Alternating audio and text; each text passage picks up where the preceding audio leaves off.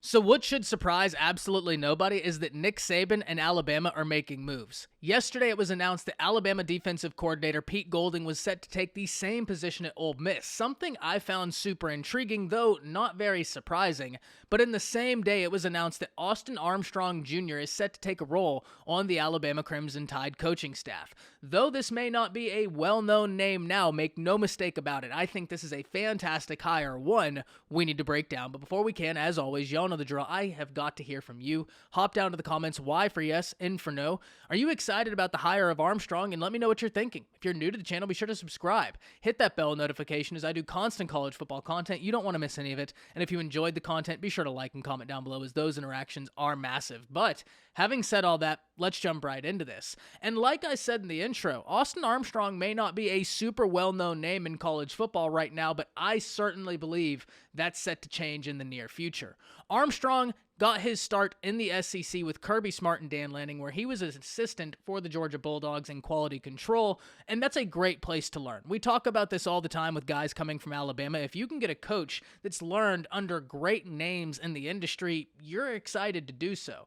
But that continued, because then he went from Georgia to serve under Billy Napier at Louisiana, and from there went to architect the Southern Miss defense that has improved so vastly over the past 2 seasons. In fact, it currently ranks 4th in the nation in sacks and 3rd and 4th down conversions allowed. So this was a defense that he really saw make improvements year in and year out.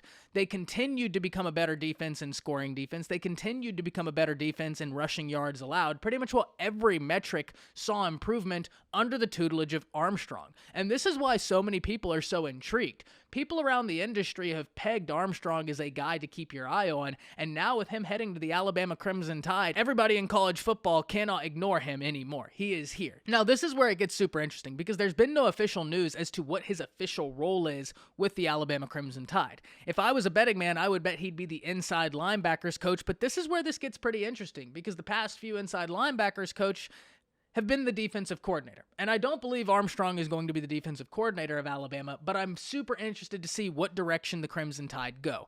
The one thing I can say with confidence is that I do like this hire. One thing we talked about yesterday was the slide of Alabama's defense from 2018 to present since Pete Golding took over, where the Alabama Crimson Tide defense at best was 9th in the nation in scoring defense, as opposed to their run from 2013 to 2017, where the lowest ranked scoring defense they had was 6th in the nation. Now, like I said in that video yesterday, there's multiple factors, and I don't think Pete Golding deserves all of the blame for that. The evolution of offense in college football certainly accounts for part of it, but at the end of the day, there's been so many instances of head-scratching plays, head-scratching formations under Pete Golding that I was not surprised at all to see the Alabama Crimson Tide go in a different direction. Yesterday in that video, I referenced the College Football Nerds video where they broke down the play against LSU where Alabama was in a 1-4-6, which is absolutely perplexing when you don't have to worry about that team throwing the ball on you. Why you would be in that defensive formation makes no sense, but inevitably Alabama is going in a different direction. Where that direction takes them, I can't wait to see, but I can't wait to hear from all of you.